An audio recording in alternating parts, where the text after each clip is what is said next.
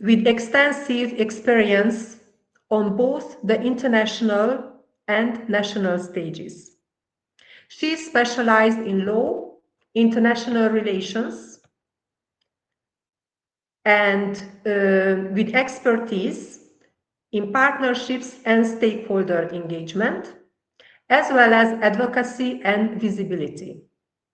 Proficient in various domains, including space policy and Earth observation, conflict resolution and peace building, youth development, gender equality, and women's empowerment.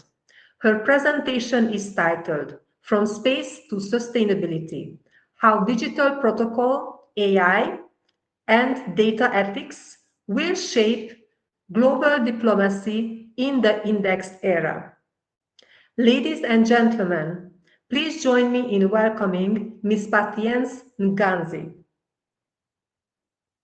Distinguished diplomats, protocol leaders, and colleagues from around the world, it's an honor to join you at this pivotal moment as we launch the Protocol Practice Index and step into what is now called the Index Era of Global Diplomacy. Today, I want to take you on a journey, not across borders, but into space, above borders, just to share and show you how what happens in orbit is now quietly reshaping sustainability, diplomacy, and global power. Because it's the 21st century, the most influential diplomatic instruments are no longer only treaties and ceremonies, they are now data, algorithms, satellites, and digital standards. Next slide, please. Yes, why does space matter? As we all know, space is now geopolitical. It's viewed as a diplomatic domain, and for decades, space was viewed as a scientific or military domain. Today, it has become a diplomatic and sustainability infrastructure.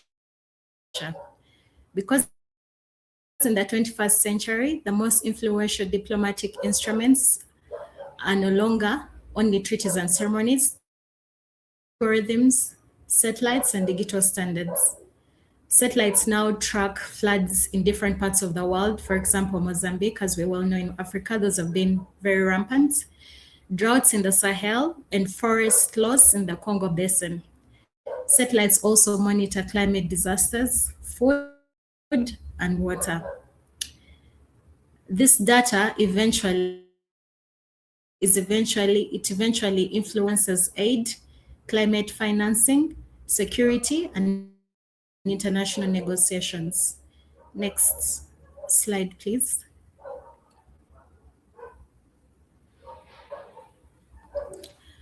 So we go down into the depth of this. What is digital protocol? Digital protocol are a set of rules which determine how data and digital systems interact across borders. But here is the quick question.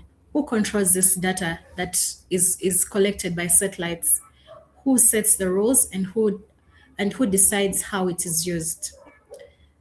Digital protocol goes on to answer who gets access to climate data, who controls satellite information, how is AI used in global decision making, who sets the ethical rules.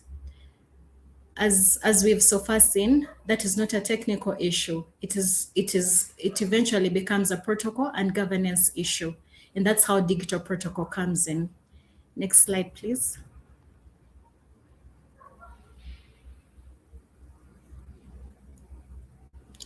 Yes, digital diplomacy. I'll start by first differentiating how traditional diplomacy was or is and what digital diplomacy really is. So in the past, all traditional diplomacy protocol ensured respect, legitimacy, and balance of power. I'll not add on to that because the previous speaker have already said enough concerning that. Currently, as we're in the era of digital diplomacy shows how protocol determines access, trust, and equity. The UN and the African Union now rely on satellite data for disaster response, for example, and climate negotiations. Data, AI, and satellite diplomacy, satellites now shape diplomacy. Data ethics is now diplomacy without rules. It's data. It shows how data becomes power, AI becomes bias, and technology creates inequality. Without protocol, data becomes trust. With protocol, data becomes trust, becomes cooperation. Without rules, creates inequality. Sorry about that. When a satellite provides drought data to one country but not another, that creates bias. When AI models predict food shortages, that also creates bias. When climate finance is triggered by only Earth observation metrics, that also creates bias. This is why we need protocol so that data can influence data so that it can become trustworthy. AI can become fairness.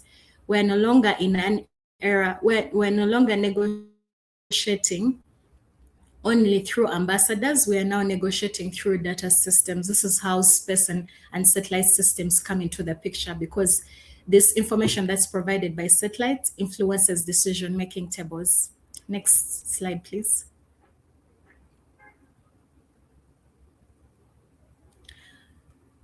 Why the digital protocol frontier matters. We now need that the different governments and systems need to create data sharing protocols, for example, ethical AI standards, digital sovereignty frameworks, transparent climate data governance, for example. Without these systems, digital tools will only need to as the previous speakers have also enhanced. Next slide, please.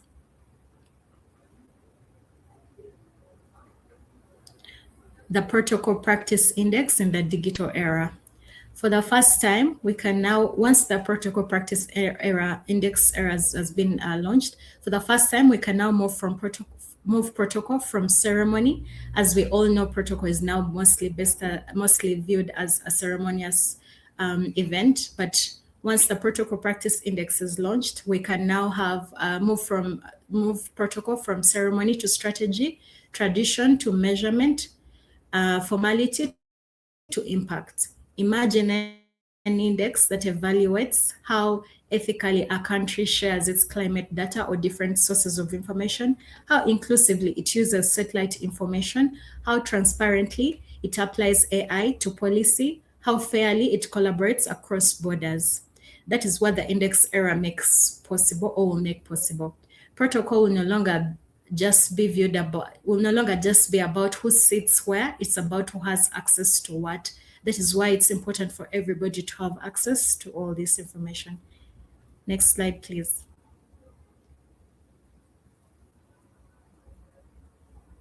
What's the meaning of the index era? The index era means protocol is now measurable, standards are now global, accountability is now data-driven. The protocol practice index can further measure digital transparency, climate data sharing, ethical governance, and cross-border cooperation. Next slide, please.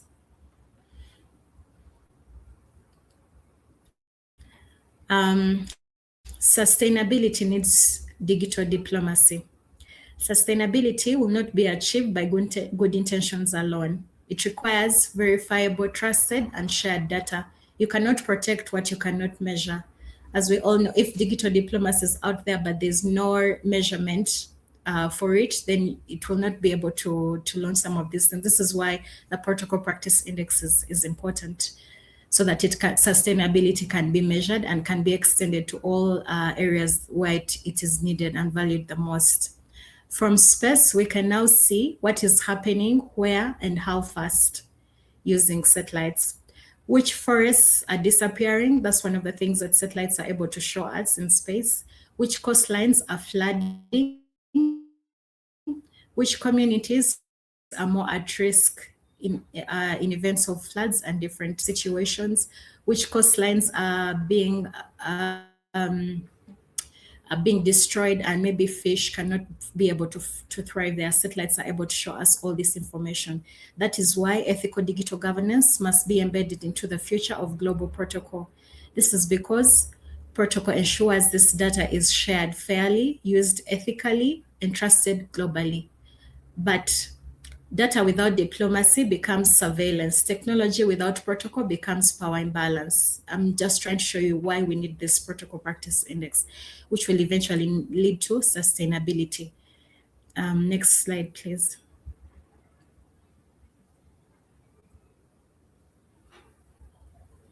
Africa's opportunity in the index era.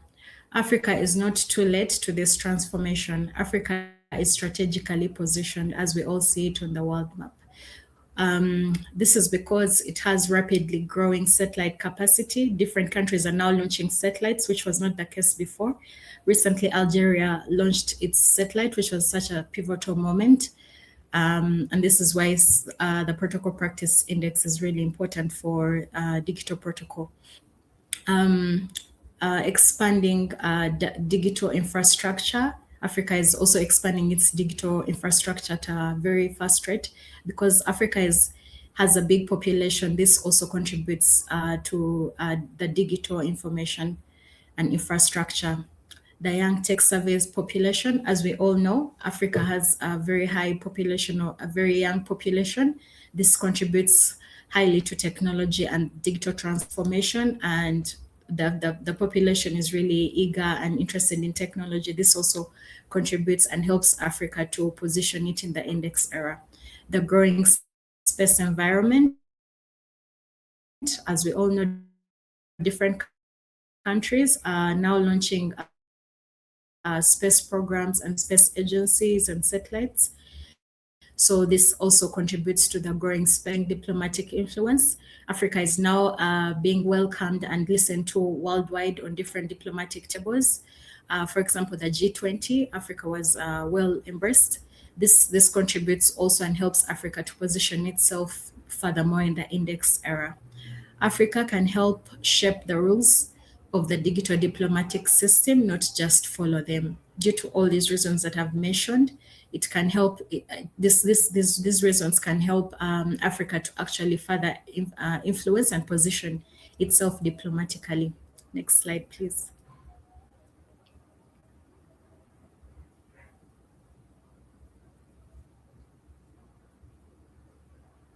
The Protocol Practice Index gives African institutions the chance to standardize best practices through setting standards that uplift the continent. So we can use the index era for our own advantage to see how can we actually position Africa and push for a better narrative for Africa on the international scene. Secondly, the Protocol Practice Index gives African institutions the chance to measure digital governance by gaining diplomatic power through data. Because because the Digital Protocol Practice Index helps to collect so much data digitally, Africa can use this to measure its digital governance through different platforms and use it to its own advantage. Africa can also strengthen global credibility by shaping global rules. I think we are moving away from the narrative where Africa was known for only bad things, but just to echo it further, Africa can use this protocol practice index to further shape what Africa is known for and to also push for global credibility by shaping global rules. Next slide, please.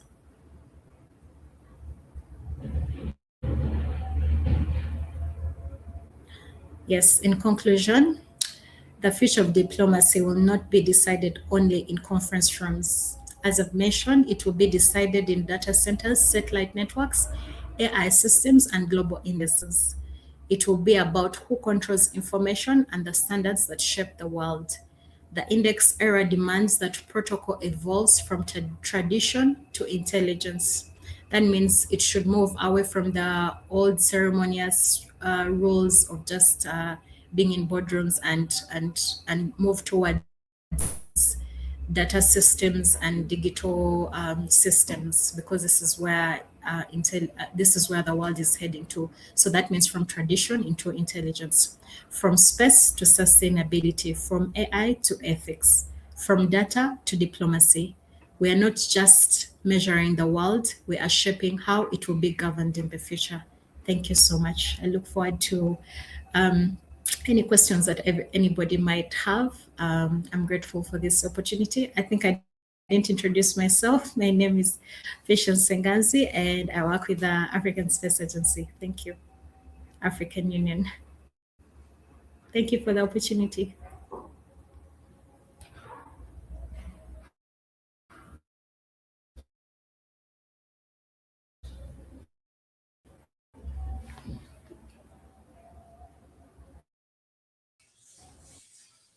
Hey, Miss, you're on mute. Thank you. Sorry about that.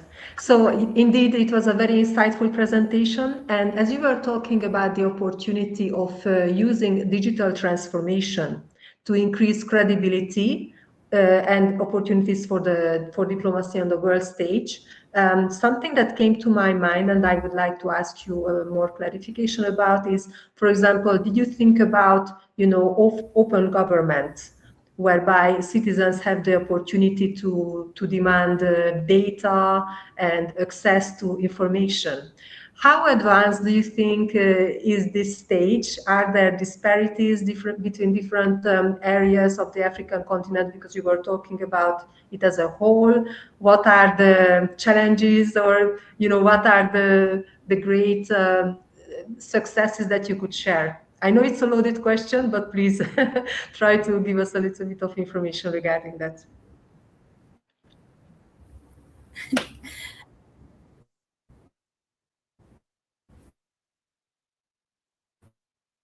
Yes, Agnes, you read my mind. I was laughing because I was thinking, oh wow,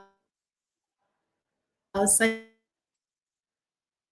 a wide question.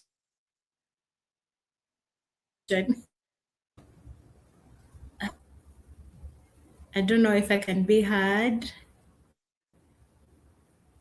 Now it was a little bit.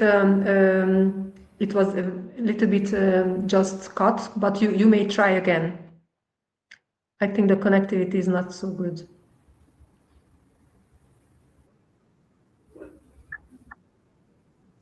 Hello? Yes, go ahead, please. Can you hear me now? Yes. Okay. Yes, I was laughing because the question is so loaded, but let me try to break it down. Of course, there are quite a number of challenges, but from the angle of the African Space Agency, what the African Space Agency, under the guidance of the African Union, has tried to do is to launch different space agencies in different countries, different space agencies and different programs. For example, there's a program that is called GMS and Africa, that the African Union was trying to do different space work in different countries. Let me use an example. For example, in East Africa, at the coast in Kenya, Mombasa, there's a program that had been launched where different fishermen were given different tools to be able to measure the potential fish or good fish that people can consume, or how much fish is being misused or like overfished and replaced. Different so satellites could be able to capture this information. That's one of the things that it was doing. And then satellites could also used to measure through different countries. Like I've said, Algeria has just launched its satellites. Different countries have satellites, really. Uganda has, Egypt has, South Africa has, Nigeria has. Not all countries have.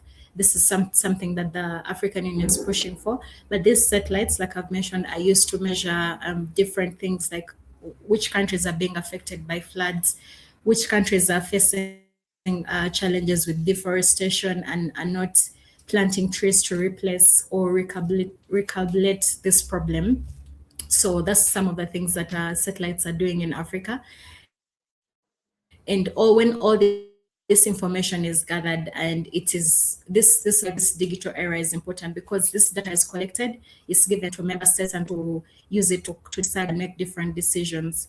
This is why at the end of the day, whoever has the data will control the scene, because if one country has a satellite, for example, and they're able to capture certain information, and then another country doesn't have, yet this satellite can also capture information in their country, then this causes a problem.